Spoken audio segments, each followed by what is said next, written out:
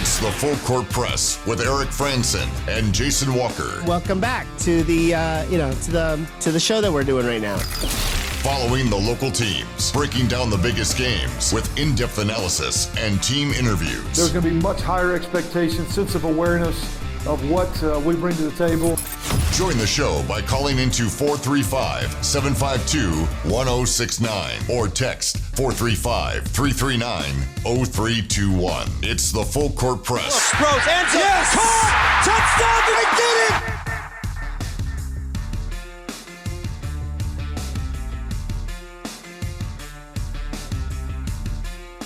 it! Hey, what's going on, everybody? Eric Franson and Jason Walker here on the Full Court Press. 106.9 FM, 1390 AM, The Fan, and we'd love to hear from you also. 435-339-0321 to chime in on the Full Court Press text line. Utah State with a nice win over the weekend. Ugly, but beautiful. They got the win despite all of the drama and adversity stacked against them. Good win for Utah State football. We've got the high school football playoff situation now has been made clear with the final RPI and the playoff pairings announced over the weekend. We'll discuss that this hour. Girls soccer playoffs also, what happened over the weekend and who's advanced to continue on in the semifinals this week. We are guaranteed a Region 11 team in the championship game for girls soccer from Region 11. And the Utah Jazz making some cuts and making some news as well. In fact, just within the last little bit here, Tony Jones from The Athletic reporting that the Utah Jazz will not sign Nickeil Alexander-Walker to a rookie extension, and that means that he will be a restricted free agent this summer. Really, this is a big year for him, whether he's going to make it in the NBA or really not. I mean, he might end up on somebody else's roster, but this is an important season for him to make a difference if he's going to be an NBA player. Yeah, if he doesn't make the rotation and do something, he'll probably end up washing out.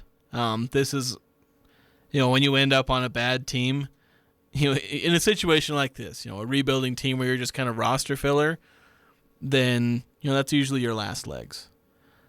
So unless he makes the most of it, this could be his last season. Maybe catches on with a training camp roster deal at the beginning of next year and then gets cut. But as I hope he succeeds, and so I hope he'll do something this year and keep his career going, even if it's likely as a journeyman. But obviously, not signing him to an extension was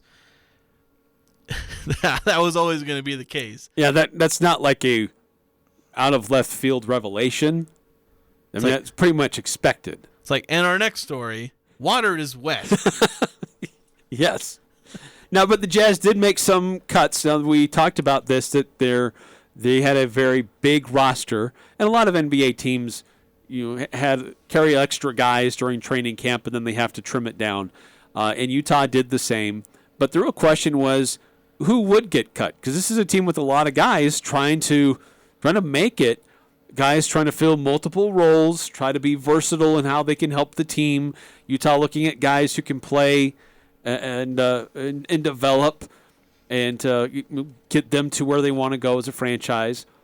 And it's kind of that stage where you look at the team has to admit we made some mistakes earlier, or we took a chance on somebody and gosh, it just didn't turn out.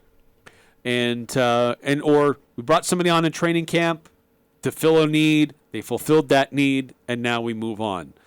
And it's almost that way for each of the guys who ended up getting cut for the Utah Jazz. And I think the biggest one for me was Jared Butler. Jazz moving on from Jared Butler, the guard from Baylor, who I had a lot of high hopes for. This could be somebody who would develop into a rotational type role for the Jazz, but he just never had that consistency to break through and help the Utah Jazz. Yeah, and I thought there was steal potential, and I thought he had maybe the potential to become a lower level starting point guard in the NBA. As you said, it just didn't work out. His game, when you looked at the positives on his on his draft profile, when you watched him play, it's like this guy's strengths are just playing basketball. His weaknesses were he's a little smaller, didn't have a great wingspan, had some health issues that were a bit of a scare that probably led to him dropping more than people were expecting. So I'm certainly disappointed because I had some high hopes. I was thinking to maybe keep him, and maybe I like Butler a little more than I like Leandro Bolmaro. But Bolmaro has more versatility. He's a bigger guy. Yeah, and when I watched Bolmaro playing in the summer, I couldn't help but think about comparing him to Butler. In fact, they were on the court at the same time in some preseason games. Who brought up the ball? Who initiated the offense? It wasn't Butler. It was Bolmaro. Bolmaro's bigger. He's lengthier. I think that he fits what the Utah Jazz want with the guard a little bit more than Butler. I think Utah was trying to see if Butler could fill more of a scoring role, but he just was so inconsistent with his outside shot that he just wasn't as reliable. And I'll tell you what, something with Jared Butler, and I know this is what everyone thought of, because I think back to the last few drafts where the Jazz really just laid some eggs. Not so much this most recent draft. They didn't have any picks, so whatever. Yeah. And that was the result of some trades which may not have worked out, but I'm not that mad about. You know, the Mike Conley trade didn't work out, but whatever. They tried. You swung, you struck out. At least you swung. But with Jared Butler, you know, and then also with Udoka Azubuike, we for years were pointing out the fact that the Jazz needed some good wings, 3-and-D wings, defensive, versatile guys. It's the way the NBA's been going for a while. You need wings. Versatile players, play multiple positions, guard multiple positions. Yeah, and that's what the Jazz didn't have. They had an All-NBA center, you know, a 7'2" Gobert, and everybody else was like 6'5" and under, except, you know, Bogdanovich. And when that was the need, who did the Jazz go after? They needed wings, and what did they draft? They drafted another center with a 7'7" wingspan. They just about monopolized the number of guys in the NBA with 7'7" wingspans or higher. And then a year later, in that draft, when there were some wings available, I don't know if McDaniels was available. Actually, they might have been available. They could have gotten Jaden McDaniels. They could have gotten Desmond Bane. I think there was another guy. And then in the draft, when they in an offseason, it's worse because in the offseason when they drafted Jared Butler, the team was like putting out into the media, into the sphere, like leaking it out, saying, oh, the Jazz are going to go after wings. They're going to get defensive, versatile wings. And they're putting it out there, this story, to try and, you know, satiate the fans who are asking for this. Well, who do they draft? Not Herbert Jones, who became one of the better defensive, rookie defensive wings in a long time, was like just about starting for a playoff team in the Pelicans, they were a bubble team. I can't remember if they actually made the playoffs. No, they didn't. Yeah, so, you know, Herb Jones was a really good defender. They could have used him. Could have been a rotation guy, kind of like Royce O'Neal was a rotation guy early on in his career as an undrafted guy. And so they could have drafted Herb Jones. There's, I think, one other guy who's maybe kind of decent in the range where the Jazz could have picked. But no, they traded back and drafted a guard, a short guard, who didn't play. And it's like, what are you doing? It just goes to be one of the failures of the Jazz. Because if the Jazz end up drafting Jaden McDaniels and Herb Jones with those two draft picks, we're probably not talking about a tanking season. We'd probably be talking about the Jazz starting another round of trying to contend for the finals. And it's just these small things, you know, the fate of teams turns on a dime. A lucky pick, you know, and picking in the late round, it's hard to find that guy because there's one guy in like a 20-pick stretch. And you're not always the team that wins the lottery there. Mm-hmm. But it was the fact that the Jazz didn't even try to draft for what they needed. And they went all in on two positions that they already had strengths in and then they didn't need, and there were guys who were never going to play anyway. They just mailed in the draft. Yeah, surprised by that and just, I guess, disappointed too. Just The development or lack thereof. But because Trent Forrest, I thought he showed more promise than Butler, but because they drafted Butler, it's like they were committed to, well, we got to try to make this work, and they let Trent Forrest go. Now, Trent Forrest was better at attacking the rim, and I felt better at on-ball defense and kind of initiating the offense. He did not have a good outside shot, and that really worked against him. If he could develop that more consistently, then Butler would have been cut a year ago. Yeah. Well, Trent Forrest would be a starting point guard in the NBA if he can shoot a three. Yeah. It's the thing that made him closer to unplayable despite his many strengths. Now, Stanley Johnson, I liked his defensive kind of approach to the game. A little surprised that they let him go with a team that doesn't have a lot of strong defenders on it. I thought he would have been a good addition to help them with some of those components. But then again, I'm not so sure how important defense is really going to be to this team this year. Well, when they first brought Stanley Johnson on, I thought some of the things you were saying were like they don't have a lot of guys, especially a lot of forwards. That was when they brought him on. I was like, okay, now they've kind of got a forward where they had basically nobody. Well, after they brought in Johnson, I believe Larry Markkinen came in afterward. I think Simone Fontecchio came in afterward. Ochai Agbaji came in afterwards. That's true. Stanley came into a void, and then that void got filled by other people, and that made Johnson a little more expendable. That's true.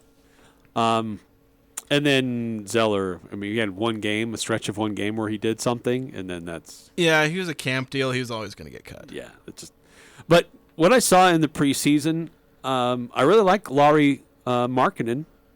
He's a nice player. It looks like Jordan Clarkson has been utilized as a starter for most of the games that I've seen. Don't know if that will continue to be the case. Colin Sexton still has a ways to go. He's not back to his form where he was before his injury. But, Walker Kessler, been impressed with him so far. But again, it's preseason, so there's only so much stock you can put into what you actually see in these games. Yeah, it's tricky. We'll see how Kessler does in real environments, but I do think Markkinen will be for real. I was filling out a form for kind of my predictions for SLC Dunk, who I've done some writing for, and one of the questions was, who's going to be the leading scorer for the Jazz? I labored over that question for a while, and I think I ended up giving a wrong answer, because the second I sent it in, I was like, that was probably the wrong idea. I chose Colin Sexton, mainly because when he first came in, I thought, okay, he's going to be the leading scorer. And I kind of went against the trends we've had in the preseason, which probably should have given me a clue that maybe it was going to be Markkinen or Jordan Clarkson. I didn't want to put Conley because I'm not sure he's going to stay the whole year, but kind of shows there's a lot of different guys who could end up leading the team in scoring and in being the guy in this kind of lost season. Yeah. It's unfortunate because it'll be a season we forget, but there's somebody on this roster who's going to have the best year of their career. Yeah, somebody's going to get noticed and have an opportunity to get a bigger, longer contract because of the extra playing time. I think that Friday's game against Dallas was really a microcosm of what we're going to see for the season. Competitive through three quarters, some fun basketball up and down the court, but ultimately when it comes to the fourth quarter, opposing teams are going to have closers in there and they'll separate, and Utah just won't be able to hang with them. Because when I look at the Utah roster, right now I don't see a closer. I don't see somebody that when you're in the clutch, you can rely on. Clarkson, maybe. Yeah, Clarkson's about the closest I'd come to saying but that. But even then, he's a little unreliable. Yeah. Just because he gets going and becomes a bit of a black hole. Yeah, he's hot or not, that's his problem. Yes. Because he'll make those crazy shots, and they're the kind of shots that maybe a closer would make, but I don't know, he's never been in that role where he's been the guy late in the game. He's usually been a support. And he has closed out games, but he was closing them out alongside Donovan Mitchell and Mike Conley and Bojan Bogdanovic. So it's he wasn't the only guy out there who could score. Defense has had to respect a lot of other guys on the court. Yeah, so it could be tricky. But yeah, I am really excited to see this team in terms of their offensive potential once they get things going. I don't know if they're going to be super good offensively, but they will have nights. Yeah. And like I said, there's a chance at some point in the season where they get hot, they could break the single game record for the franchise in terms of 3-pointers made. Getting to our text line, 435-339-0321 if you want to weigh in. 9952 on this topic says, do you think Butler got a decent chance to prove himself? Quinn Snyder was very set in his rotation and rarely changed. Yeah, I don't think he really got a chance. Like I said, when they drafted him, I thought, okay, maybe they'll try and work him into a backup position. But even then, you had Mike Conley and Donovan Mitchell, 2 starters who were going to get 30-plus minutes. Jordan Clarkson was going to get another 27. It's like, okay, where are the minutes after that? There weren't any. And Trent Forrest ended up getting some of those backup minutes when there was need. And so Jared Butler just wasn't developed. He wasn't given a chance. It's kind of, again, it feeds to the frustration that even though I liked Jared Butler, it ends up being a bad pick for a lot of reasons. You drafted a guy you didn't need, that you didn't have room for, and you weren't going to develop. Why didn't you just sell the pick if you weren't going to do anything with it? Yeah. Yeah. The Udoka one is still the biggest head scratcher of all. Yeah, that one is just an idiot general manager, or I should say a general manager having an idiot moment and just falling in love again with one archetype of player. I mean, he loved 7-footers with 7'7" wingspans, couldn't escape them. Despite seeing the NBA was changing and evolving. Yeah. And like from what reports, it's like everyone was telling him, draft, the Jaden McDaniels or the so-and-so. It's not so much the bad pick. It's the context and the fact that everyone knew who they should have picked. 2947. Old news, I know, but what are your thoughts on the Bojan trade? I didn't really get it. Seems to me Bogey was way more valuable than what we got, and if we kept him, we could still make the playoffs. Seems like we want to make sure we're terrible when we could still rebuild off a somewhat playoff mediocre team. It feels like a combination of Danny Ainge still loves Kelly Olynyk and also wanted to make sure the Jazz were tanking. Yeah, I think it's a combination of a few things. Needing a stretch 5, which they still didn't really have on the roster. Well, they needed a center at all. Well, true. They needed somebody with some experience. Their 2 centers were rookie Walker Kessler and injured Udoka. Yeah, it's like you need somebody out there who can play center. I think that was important. But I also think it was, look, Bojan had an expiring contract, was an attractive player to have on a roster who's been rebuilding and has been competing. But at the same time, look, I'm of the mentality that can you rebuild but still stay competitive? I think you can, but it's challenging because of what they need in the draft.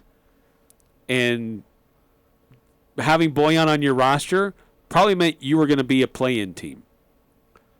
Not having him on your roster means you can develop your younger players more, and you're going to have a favorable draft position.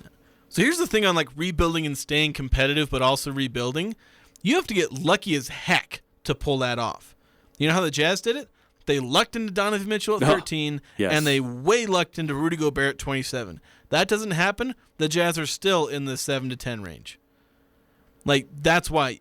And so when people are saying, like, the Jazz will put out this narrative, and they even get, some lackeys in the media to put this narrative out there for them, that they need to stay competitive, they need to establish winning culture, and we can't tank, and the Jazz can never admit they're tanking anyway, so in that way I don't blame them for putting out this narrative, but all this stuff about always staying competitive, always pushing for the playoffs, always trying to win, but you have to have the right players. And in terms of just odds and likelihood, you're more likely to find those franchise-changing players higher in the draft. So you get them higher in the draft. This isn't like the NFL where you can find, franchise-changing players anywhere in the first round and sometimes even to rounds 2 and 3, depending on the position. Yeah. Like, you look at all the greatest quarterbacks, so many of them were drafted like the middle of the first round. The Ben Roethlisbergers and so on. And a lot of them tended to gravitate toward the top of the draft. Patrick Mahomes at like 10, Tom Brady way in the 6th round. Joe Montana was like a 2nd or 3rd round pick, I think. I can't remember exactly when he was drafted, but it wasn't the first round. Aaron Rodgers into the 1st round. So this isn't like the NFL where you can find talent in a lot of places in the draft. In the NBA, they're all at the front. The LeBron James, the Luka Doncic. I was about to say Giannis, but Giannis was kind of an exception in that way. Yeah. Because there are exceptions, but just so many of the players are way high in the draft. And so it's either play for the luckiest, draft pick in the world where you land a Giannis at 15 or a Rudy Gobert at 27, which, Rudy Gobert at 27 didn't even work. Or Jokic deep. Yeah, Jokic in the 2nd round. He's the only MVP out of the 2nd round in league history. Yeah, it's extremely you can't count on it. Yeah, right. So try and pray for that kind of luck. Or you can go for the best odds and try and find the player. The Dallas Mavericks turned things around when they got Luka Doncic. The Cavaliers turned things around when they got LeBron James. And there's other franchises that have finally turned things around when they get that top pick. So you go for those top picks. So, again, you can play for the stupidly lucky chance of getting a decent player in the 13-plus range, or you can be bad and play at the odds of getting a generational player. At the same time, you have to be careful that you're not creating a culture of tanking. I think the NBA has improved that with kind of flattening the way that works for getting at those early picks. You only get a 14% pick, or a 14% chance that you get the number 1 pick if you are the worst team. And so the odds of 1, 2, and 3 are about the same. And so I appreciate what the NBA is trying to do there, where you can develop your players, but you're not doing whatever it takes to race to the bottom. Yeah, and you don't want to race to the bottom because that's bad basketball. It's bad for the fans. It's bad for the brand. It's bad for the team. The strategic tanking where you sell all your players and try and build something, and the Jazz are going to try and create a fun but bad team, and I kind of like that. You can get the best of both worlds, entertain, but also get what we want, which is a good draft pick. Right. You want to see the development. You want to see guys getting opportunities. You want to see that there's a future with what's going on right now. Yeah. And you want to try to land like the top 5 pick, because usually in the draft, superstars at the top, and then it really drops off. Once you get to 5 or 6, you're starting to get into maybe they're going to be all-stars, but they're probably just going to be solid players. Except for, there's usually 1 or 2 guys in late lottery who end up being really good players. It's kind of tricky to do that. But as far as, you look at some teams that are perpetually in the lottery, and these are the teams that people point to and say, well, we don't want to become like them. We don't want to be like the Kings or, the Timberwolves for years, where they're like maybe just barely coming out of it. And just other teams, they say, well, the reason those teams are stuck in the lottery constantly is because they have sucky management. Like, right. The players usually aren't the problem for them. It's that they're terrible at doing their jobs. Right. They don't assemble teams around the talent that they eventually acquire. Yeah. And it's like, well, no, let's just keep on developing young talent. Yeah. So if you do good, when the Warriors got Steph Curry and the Mavs got Luka Doncic and the Hawks are kind of trying to do it with Trae Young and they're sort of succeeding. And, other teams where the Wolves finally are building around Karl Anthony Towns. When you're doing all that and you actually build around the talent you get, then you can actually, utilize that superstar power. Now, the Suns, they eventually built around Devin Booker. Yeah. So it's like, if you don't mismanage your talent, then you're going to get out of the lottery.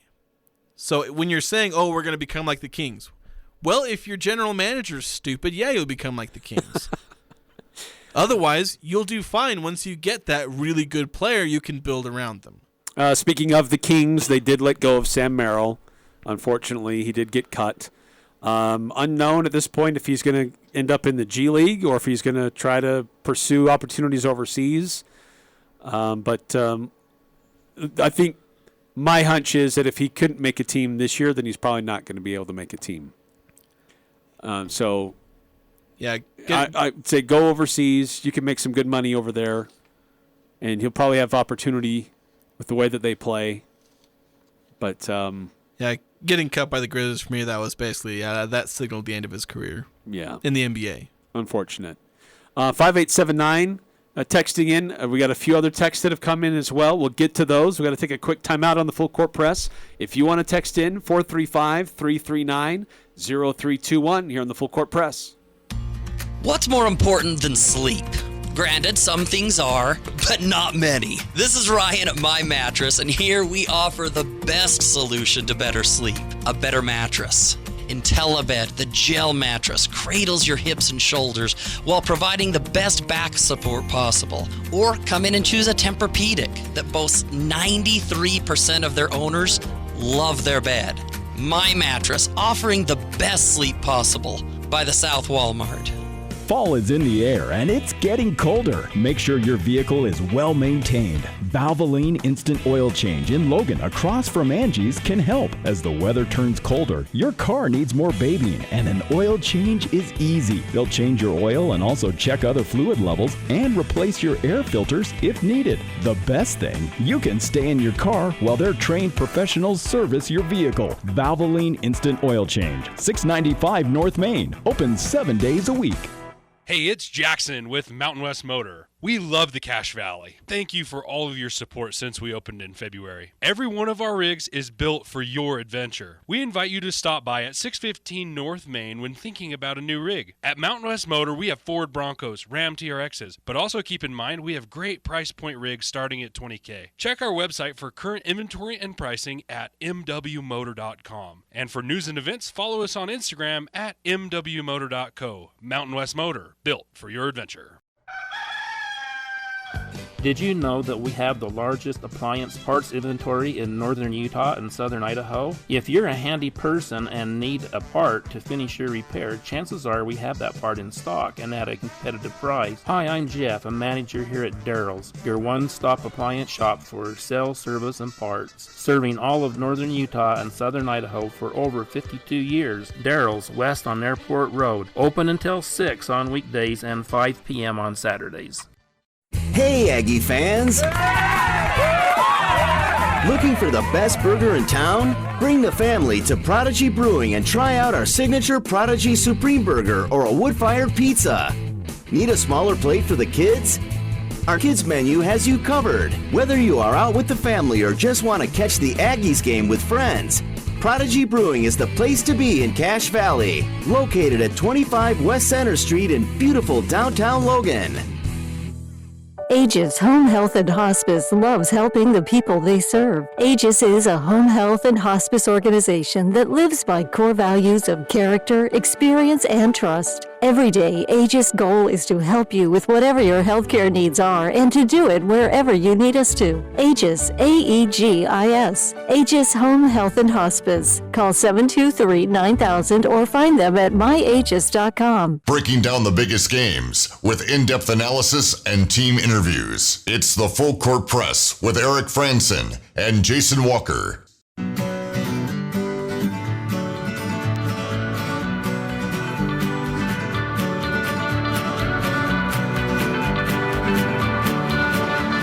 Eric Franson, Jason Walker here on the Full Court Press. 435-339-0321. Chime in on the old Full Court Press text line, 9176. At least Merrill can look at his championship ring when he gets down. He'll always have that. None of us have one of those. That's true.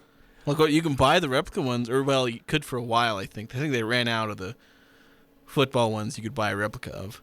Couple texts in regard to Utah State football. 5879. We'll just say, what the heck? For not having... It's what the... Yeah, that's more like it. For not having a targeting call on the Cooper Lega hit when he slid. Is the conference going to review that one? I have not heard that they Isn't that just an unnecessary roughness one when you hit the quarterback when he slides? I don't know if it's targeting. Unless I don't remember if he did the whole head to helmet to thing. helmet. But it that was something that Coach Anderson wasn't happy about. He was lighting into the ref in real time, and then he mentioned it post game when he was talking about the Lega going out, where he thought it should have been a penalty because usually when you hit a quarterback when he slides, it's a penalty. Yeah, should be. Although I thought it was interesting. I think it was when we were sitting here watching the game. I can't remember if you were there yet, but Ryan Boehm, I think it was him. He said something about why quarterbacks slide at all because It's an unnatural way. Yeah, and I'd never thought of this before. It really kind of enlightened me where it's like you go down, and a defender goes at you. Well, what's the defender going to end up hitting? Your head. Because he ends up missing the highest point. Yeah, he ends up missing the original target, which is you standing up. Now where's he going to land? He's going to land right on your head. It's that is actually kind of interesting. It's like, should they dive forward? Should they do a weird roll thing? Which, of course, when you do that, there may be other potential injuries. Going shoulder to shoulder is iffy because maybe you hurt your shoulder. Although running backs seem to do just fine.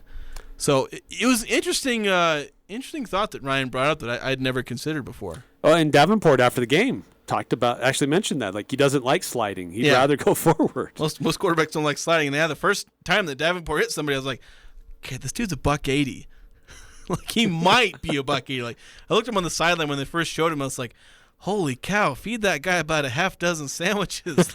Now he needs to put some weight on. 5879 also adds, the game in Laramie is going to be really tough. If we have Cooper, we'll win. If we don't, it's a toss-up. See, I think it's a bit of a toss-up. If we have Cooper, it's a real worry if he's not there. Unless, and the key is, if they can run the ball against Wyoming, then they have every chance to win. But if they can't run the ball, then quarterback's got to make something happen. Yes. And Cooper has the best chance to make it happen through the air. Maybe if Levi ends up starting, he could maybe make something happen in the run game on his own. But then that goes back to if you run the ball, you win. Right. And on a bad ankle, how much can you really stick your foot in the ground? Yeah. Just depends on how bad that ankle was. But normally, if it's a not so bad one, like I said, I fell down the stairs a couple months ago and I rolled my ankle. I walked that off by the end of the day. But I wasn't really limping that bad. But when Levi was out there, he was limping hard. And he's a Division I athlete. I'm just a fat guy who does a radio show. There's a big difference there. So if it was affecting him that bad, I don't know. Yeah. Also, 5879 added, D played lights out. And they did. That Utah State defense came up big. Yeah. Big moments. Yeah. One takeaway, even though, should have been a pick six, but a lot of other things happened there. Yeah. Put in difficult situations a lot and only gave up 6 points on multiple short field opportunities for Colorado State. Yeah, once they got over their missed tackleitis, they definitely played really good. All right, another quick timeout here in the Full Court Press. When we come back, high school sports. We got some news for girls soccer and high school football as well with playoff pairings. The rankings are out, the final rankings, and who's going to be playing where and kick times, as those have been confirmed today for what's going to be taking place on Friday for high school football. That's next here on the Full Court Press. This is Jarek with Jarek's Fine Jewelry. This October is our 14th year anniversary. So to celebrate, we want to treat you to an anniversary date. Make it a date night on us. Come engagement ring or anniversary ring shopping at Jarek's Fine Jewelry. We have thousands of designs to choose from, including the newest custom designs. With no strings attached and no purchase necessary, we will buy your dinner at Bloom Eatery. The entire month of October, come in ring shopping and Bloom is on us. Make date night special. Make it Jarek's. Advanced Heating and AC, the two-time gold medal winner in Best in Northern Utah. They're teaming up with Carrier Heating and Cooling. Carrier provides you the best furnace units available, and now's the best time to buy a new unit before the weather turns Cache Valley cold. Financing options are available. Turn to the experts at Advanced Heating and Carrier. Advanced Heating and Air Conditioning, 752-7272, or stop by their showroom west of DI and online at advancedheating-ac.com. We're not comfortable until you are. Advanced Heating and Air. Don't get caught without power after a windstorm or a major winter freeze. Golden Spike Electric offers Generac backup generators so you can be prepared and keep your home warm while avoiding frozen pipes. Golden Spike Electric is one of the largest Generac dealers around, so you know it'll be installed right. Whether you're a homeowner or an electrician, contact Golden Spike Electric to rest easy the next time the power goes out. Online at gsegenerators.com or call 435-257-3016. They also service other models. This is The Herd. Attention listeners. With Colin Cowherd. Dak Prescott makes $40 million a year. and it cannot beat good teams since his rookie year. Here is Dak Prescott versus playoff teams in his career. 12-21. What is he, Kirk Cousins on Monday Night Football? Oh, wait. That's actually what I've compared him to the last 2 years. This is The Herd. Weekdays from 10 to 1 on Sports Talk Radio, 106.9 FM, 1390 AM. The Fan. Northern Utah and Southern Idaho's home for sports. It's the Full Court Press on Sports Talk Radio, 106.9 FM, 1390 AM. The Fan.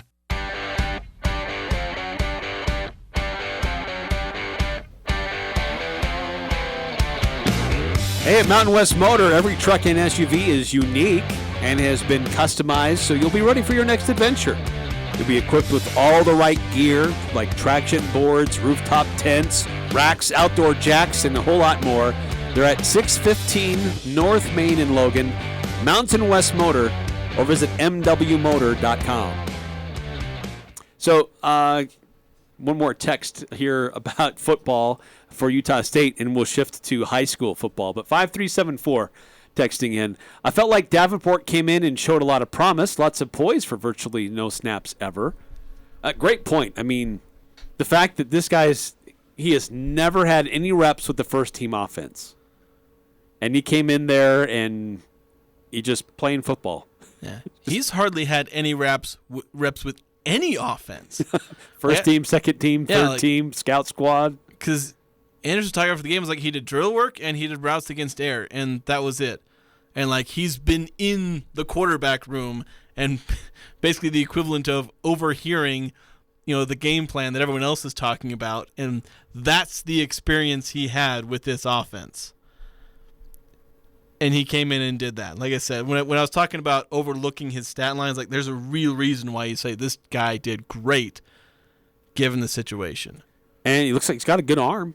He's got a cannon. Like when I first saw him throw a ball in the fall camp, which those were his most recent reps with any offense, was a few snaps in fall camp.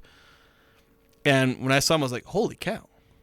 Dude's got the best arm on the team. He probably does. Like, he's got a freaking cannon attached to his arm. Like, how fast that ball leaves. Like, dang, son. Yeah. How does a man that small throw a ball that fast? Tight spiral. That's a good throw. Yeah. So we'll see what kind of minutes, if any, that he gets on Saturday. But until Cooper Legault clears concussion protocol and Levi Williams gets cleared from ankle move protocol. around from on his foot. He's probably got a boot on right now. Yeah, it's Bishop Davenport's team until further notice. So let's start with the girls' soccer games. Girls' soccer playoffs underway. First games were Wednesday, and then the next round was on Saturday, the quarterfinals, and that had a couple of our local teams hosting. Some teams had to go on the road, but actually, none of the Region 11 teams had to go on the road. Not very far on the road. I guess two of them were technically on the road. Yes, they stayed in the valley. That's true. And Jason, you were there for one of those games. Which game did you call? Yeah, I was Ridgeline Skyview, and I tell you, that game was way more exciting than I think I was expecting. Of course, Ridgeline had won the two games between these two teams. They won them 2-1 and I think 1-0. So they're both a couple of close games. But I was thinking Ridgeline was going to come out with it. They were a good team. I know I had Nick Zollinger there. He has a daughter on the team who is one of the starters, plays a lot at the top of the formation. And the thing is, Ridgeline controlled that game. If I had a possession clock, it probably would have showed Ridgeline about 65-70% of possession, which is an insane amount of possession. They outshot Skyview, had more shots on goal, but they just never put anything away. And then it went to overtime at 0-0 with 44 seconds left to go in the first overtime. Skyview, they got the lucky goal.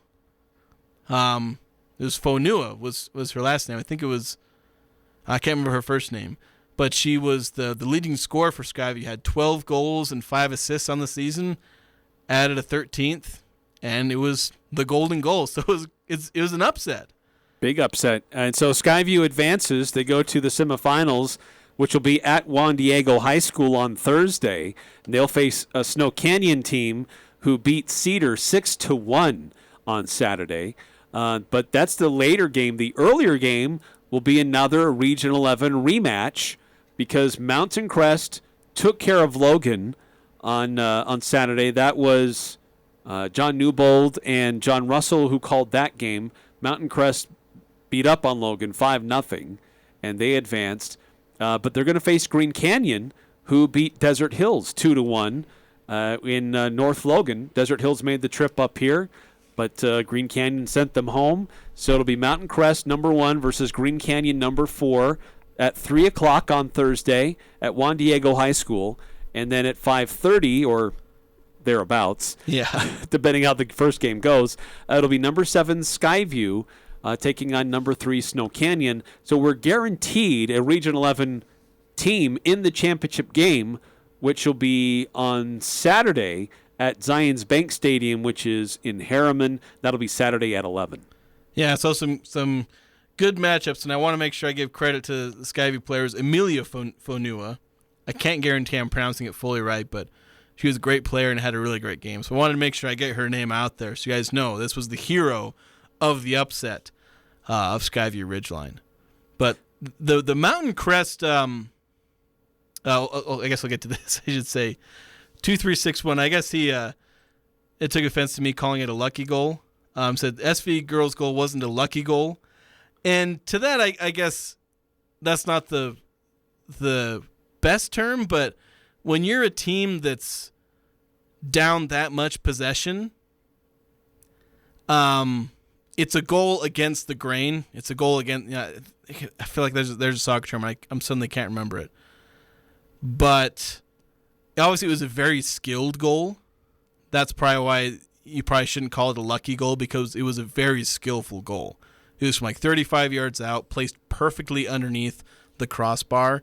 So it wasn't so much lucky. It was very skilled, but it was against the grain and just lucky in the sense that you probably shouldn't have won that game given the way Ridgeline was playing, with the ball. So much of the attack was pressed on the other side of the field for so long. Yeah, so they're kind of lucky in that sense. But obviously I should give credit to the fact that it was a very skilled goal. And I was floored with my socks. Like, saw the kicker and I was like, oh my gosh, it went in. Like, you're watching in real time. I guess, is it going to go under the bar? And the goalie's, sprinting backwards, backpedaling as fast as she can to try and jump up there and tip it over the bar, and just barely sneaks in under the crossbar over the glove of the keeper. Wow. So a couple of games on Thursday, championship game on Saturday for 4A girls soccer. For high school football, the final pairings and rankings are out, which now means we know what the playoff pairings are going to look like. Ridgeline had a moment where they were a number 3 seed, but didn't last long. Losing to Box Elder didn't help, but they ended up as a number 4 seed, the highest ranked team out of Region 11. They will host number 13 Pineview, and that game will kick off at 5 o'clock in Millville. The next highest team in Region 11 would be Mountain Crest at number 6, and it's going to be a repeat of a game just 2 weeks ago where Mountain Crest hosts Bear River, and that'll be a 6 o'clock kickoff in Hiram because Bear River is a number 11 seed. And then Skyview at number 7 hosting Hurricane. That game, Hurricane number 10, by the way, that game's going to kick off at 3 o'clock in the afternoon. And then Logan is at number 9 seed, and they make the trip down to Cedar City to take on Cedar, and that game will kick off at 4. So we have a game that'll start at 3, a game that'll start at 4, a game that'll start at 5, a game that will start at 6. Actually, 2 games that'll start at 6. I forgot about Green Canyon. They're going to be at Snow Canyon, and that'll be a 6 o'clock kickoff in St. George. So 2 games at 6, a game at 3, 4, and 5.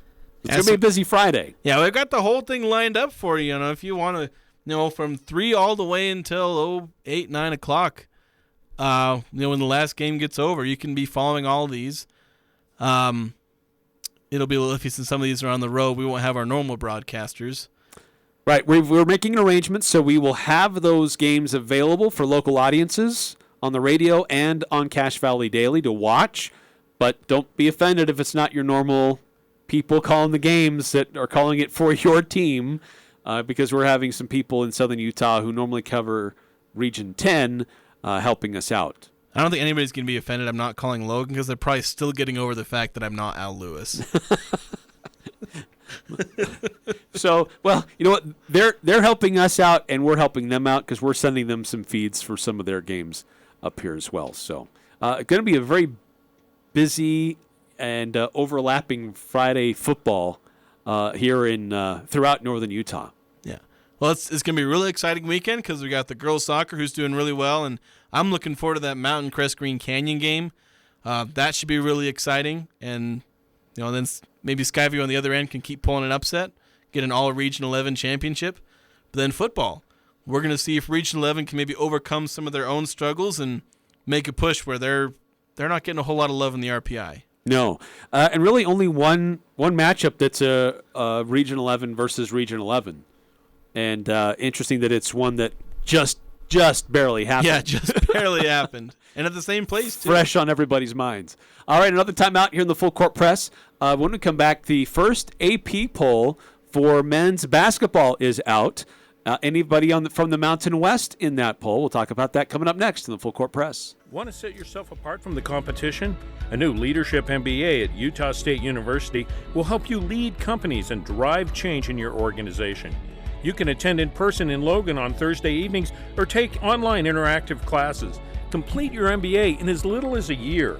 Apply before November 15th to be considered for a January start. Contact the MBA office for a waiver of the application fee. Learn more at utahstatemba.com. That's utahstatemba.com. It's game time, and you're in the locker room ready to take the field. But suddenly, you notice a player you don't recognize. He's wearing your team's jersey, and he even knows your name. But you've never seen him before now. Would you trust this stranger with your team's playbook? That's exactly how phishing scams work. And the first quarter of 2022 saw the highest volume of phishing attacks ever recorded. Protect your business with the Les Olson Security Suite from Les Olson IT. Learn more at lesolson.com. Thermo Fisher Scientific is hiring for their manufacturing, distribution, and warehouse team. And that's great news for anyone seeking a rewarding career. Thermo Fisher offers positions across multiple shifts, competitive compensation, health benefits, paid time off, bonuses, and an excellent work environment. Help Thermo Fisher make the world healthier, cleaner, and safer. Visit job.thermofisher.com and search Logan. Thermo Fisher Scientific is an equal opportunity employer. I'm here with Mark Anderson from Anderson Seed and Garden. Mark, can you tell us a little about your experience with ChemDry of Northern Utah? You know, our carpets get really dirty at Anderson Seed and Garden, and we clean every January. Our timing is kind of difficult. I called Daryl, and he was amazing to work around our schedule. They came in and cleaned our carpets. They looked like brand new when they were all done, and they've just been amazing to work with. ChemDry of Northern Utah. ChemDry of Northern Utah. 435-752-6100. The Young Automotive Group is proud to announce Young Truck and Trailer Center in Cache Valley. Whether it's heavy equipment trailers, horse trailers, race car trailers, or cargo and utility trailers, we're excited to offer some of the finest trailers and flatbed work trucks to Cache Valley. Our team of experts look forward to helping you find the right truck or trailer to fit your needs, with competitive prices offered on every make and model for sale on our lot. With our extensive inventory, you'll find the best deals right here in Cache Valley. Young Truck and Trailer Center, just off Highway 89 in Logan. Think young, drive young. This is The Herd. Attention listeners. With Colin Cowherd. Dak Prescott makes $40 million a year, and it cannot beat good teams since his rookie year. Here is Dak Prescott versus playoff teams in his career. 12-21. What is he, Kirk Cousins on Monday Night Football? Oh, wait. That's actually what I've compared him to the last 2 years. This is The Herd. Weekdays from 10 to 1 on Sports Talk Radio, 106.9 FM, 1390 AM. The Fan. The Full Court Press. Connect with us on Facebook, Twitter, and online at 1069thefan.com.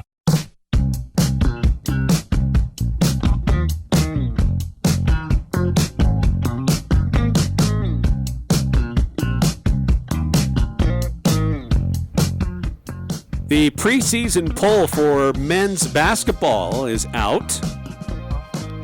Just released today. Have you seen it? Have you looked at it? I have not. I'm looking it up right now. So don't look at it. Oh, I want to okay, quiz you. Would you think there would be any schools from the Mountain West in the preseason top 25? Okay, well, you told me there was one. So I did. I already know about the one. But I didn't tell you where they were, did I? I think you did. Oh, shoot. You mentioned where they were, so I think, unless you told me wrong, I think I know where they're at. I don't think anybody else would be in. I'm trying to think if anybody else would maybe get votes. I don't know if anybody else would get votes. Is there anybody getting votes? Okay, so San Diego State is ranked in the preseason poll. They come in at number 19. Yeah. The only school from the Mountain West in the top 25. There is one team more that received votes. Did not make the top 25, but did receive votes. Let's see if I can guess it. I'm suddenly spacing on what teams are in the Mountain West now somehow. I'm not surprised to see this team getting votes. Well, see, I'm not gonna surprise me once I hear it, but there's only two teams that are coming into my mind, and I don't feel like it's either one of them. It's Boise State and Colorado State. I don't think it's either one of those. It's neither one of those. It's the University of Wyoming. Oh, yeah, that's the one I was forgetting. I was like, there's another team that's really good, and it's one that's not always good. That's the one. Probably largely due to they had a good year last year, and they bring a lot of their guys back. Hunter Maldonado had a chance to leave. He decided to stay one more year because he had one more year, and they should have a really solid basketball team. Yeah, they should be good. Maybe they'll challenge San Diego State. Who knows? There's always a surprise somewhere in the Mountain West. One year was Utah State. Other years has been Colorado State to a degree and Wyoming a bit last year. Number 1, North Carolina with 47 first-place votes. New head coach, relatively new head coach, I should say, not totally new. Number 2, Gonzaga with 12 first-place votes. Houston at number 3, they got 1 first-place vote. And Kentucky at number 4, but they got 2 first-place votes. So kind of interesting how that worked out. And then Kansas and Baylor tied at number 5. Don't see that very often. No. So that's kind of your top 5 plus 1 of the NCAA preseason men's basketball poll. But San Diego State, not surprised to see them in the top 25. I kind of thought Wyoming would be a little bit closer. They received 25 first place, or not 25, not 25 first place votes, baby. 25 votes, which puts them in the mid-30s, I believe. Technically it's 25 points, but 25 points. Because there's only like... Well, it says others receiving votes, and then they put the numbers Well, there. because they get But then points... point total for all the... They get points for where they get voted, because there's only like 60... Like 60-something voters. Right, because it's weighted for every... Yeah, I think you get 25 for one, 24, so on and so Toledo, forth. Virginia Tech, Memphis, Notre Dame, and UAB all received 1 point. Yeah. Which means somebody put them at several 25. different people put them at number 25. Yeah. See, I think Wyoming, they'll sneak into the well, they'll get into the, I don't know if sneak's the right word, but they'll get into the top 25 at some point probably, so long as they have a decent non-conference stretch. Whether or not they'll stay there will be a completely different story. I think San Diego State will probably spend most of the year in the top 25, especially if they have a good non-conference stretch, in which case they won't fall too far if they stumble at some point in conference. So...